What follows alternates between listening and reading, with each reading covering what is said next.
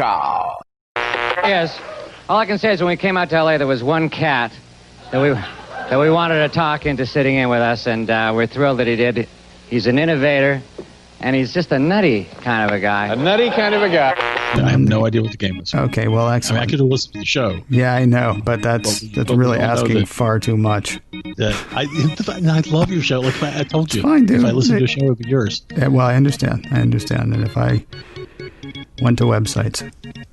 Bryan Chaffin is here, everybody. He is the editor-in-chief. How many times did you pull up the Apple Context Machine last year? Thank you. Okay. How many shows, out of curiosity, how many shows are you producing a week? Okay, I accept yours. Anyway, so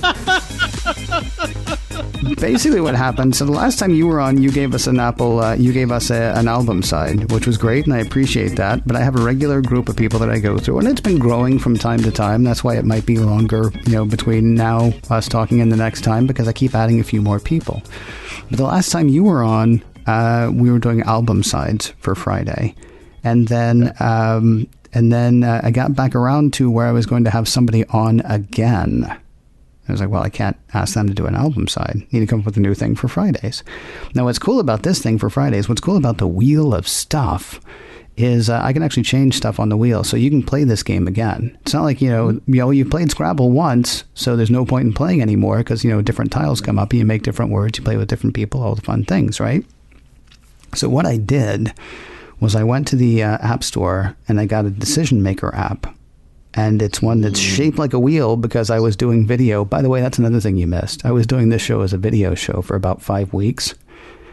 And that started after the last time you were on and ended about 3 weeks ago. So, but I went and found one that was... so it's shaped like a wheel because I want people to be able to see that it was a wheel of stuff. And then I put a bunch of random things on there, and then I asked people to answer the question, and hopefully that generates conversation. We spin the wheel 3 times. Are you ready, sir, for the first spin of the wheel? I'm ready, kid. Let's do this, man. It's also got sound.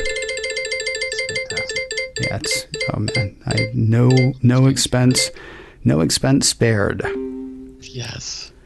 Oh, you're a Texan. You grew up outside of a city, so I'm guessing this might have happened for you fairly soon. I'm not sure. Tell me about your first car. Ooh, 73 Charger. Okay.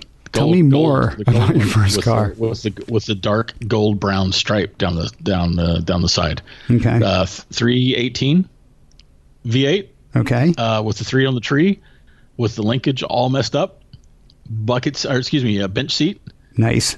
And I prefer a bucket seat, although it's great. Bench seats are good when you have a special lady friend.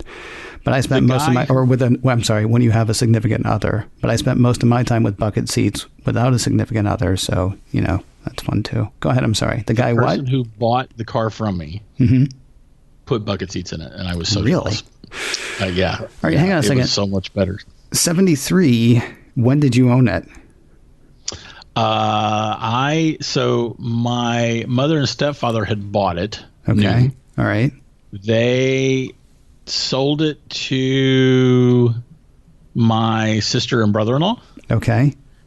And then I inherited it when I was a junior in high school. So that would have been 82, 83. Oh, okay. Okay. So it's only a 10-year-old car when you got it.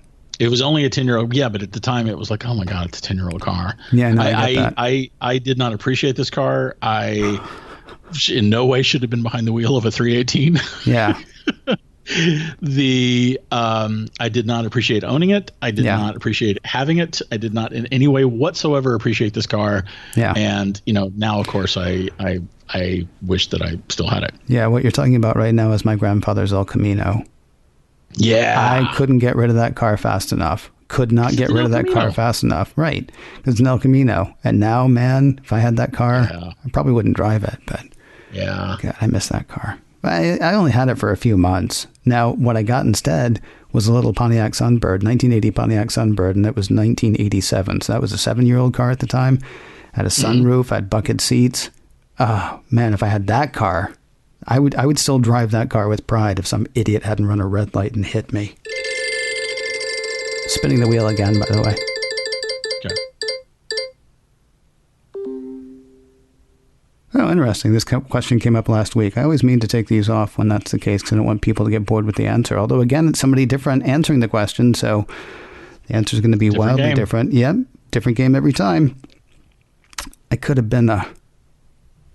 We know you as a writer. We know you as the editor-in-chief of the Mac Observer.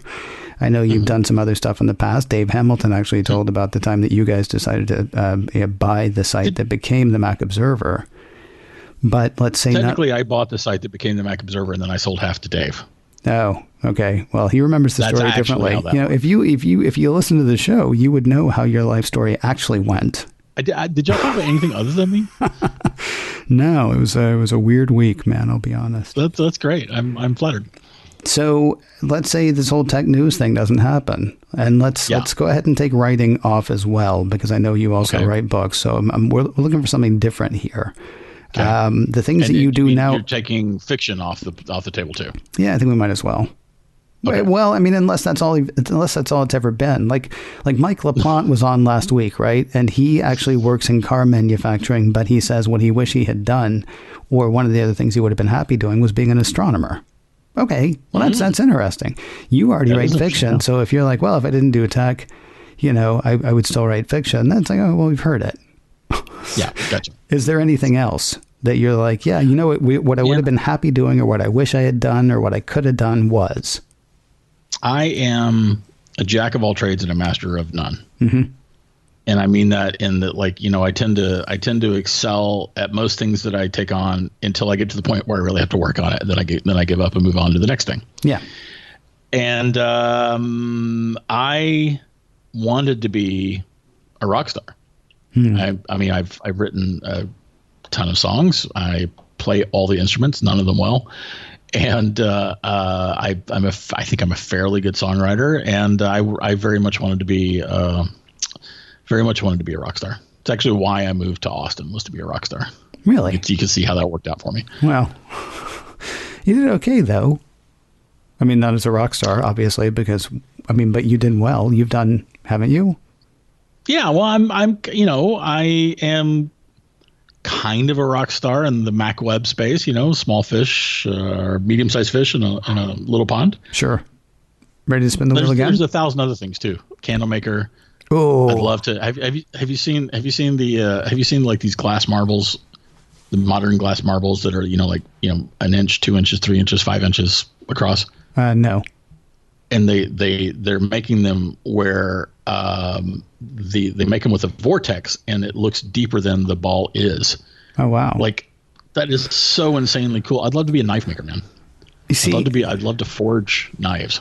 You know, if I could afford it, I would love to take a year off and just make paper and then turn it into cards and sell those. I just saw on How It's Made a segment on a niche, boutique high-end papermaker, small batch papermaker. Really? Fascinating stuff. I'd love to do that. Yeah, I need to learn that, because I can make a sheet of paper that will fold. I can make a sheet of paper that you can write on, but you have to be careful which pen you choose, because the paper that I make is very fibrous. And I know that there are people who can make not as good as, like, you know, or not as durable as 8.5 by 11 that you buy at Office Depot or something like that. But I know that there are ways to make smoother paper, and I don't have that kind of time, sadly. Hey, I'm going to spin the wheel one last time. You ready? Okay. Yep, ready. Last time for this show. Not last time ever. Last time for today. This episode. Nah, I don't like that one.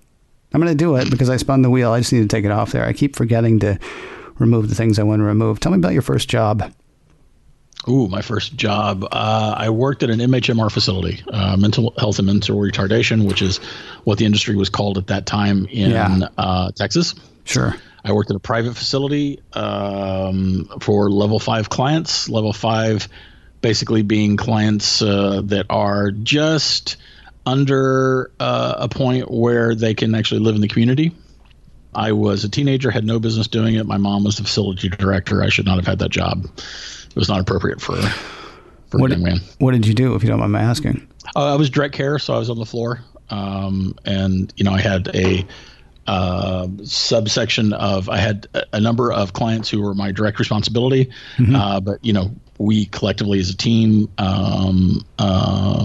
we're managing all the clients during our shift. Okay. Would you like to end on a happier note? I can spend one more time. Sure. Or I can just ask you about one that people tend to like, because I actually took it off this because it came up too many times. But then people are like, oh, I can't believe you took that off. Tell me about your favorite mug. My favorite Mac user group or coffee mug? I love that you said that. Coffee cup. Okay, I'm going to answer this question. Oh, goodness gracious. I have two answers for you, man. Okay. Well, the first one is I drink exclusively iced lattes, and I drink them in a Bentley plastic glass. Okay. But my favorite coffee mug, because that's what I drink my coffee out of. Yeah. But my favorite coffee mug was a power computing coffee mug that unfortunately broke. Oh, boo. Yeah. Yes. Boo. Wow. Power computing, though. Can you still do the thing that happened in all their video games? I love power computing. Sorry. I don't know if that was in all their video games. It was in one that I had. Well, one that a friend had that I got to play on. They didn't have video games. What are you talking about? They had one. Did they? Well, I that's how I know power computing. We should talk about the clone. Like the next time you're having me on the show, let's talk about the clone era. Yeah, well, you can tell me everything about that because I know nothing about it. I never touched a clone computer, but they put out some software, something, because my girlfriend at the time had one of the first Mac laptops I had ever seen, and we played some video game forever, but it would say things about power computing. Yeah, power computing never released a laptop. They did release... No, it wasn't a laptop. No, it was a Mac. It was a Macintosh computer. She had software that it was a game that ran on it. Ah, I see. Interesting. Yeah, mildly. I may cut us off long before people hear this.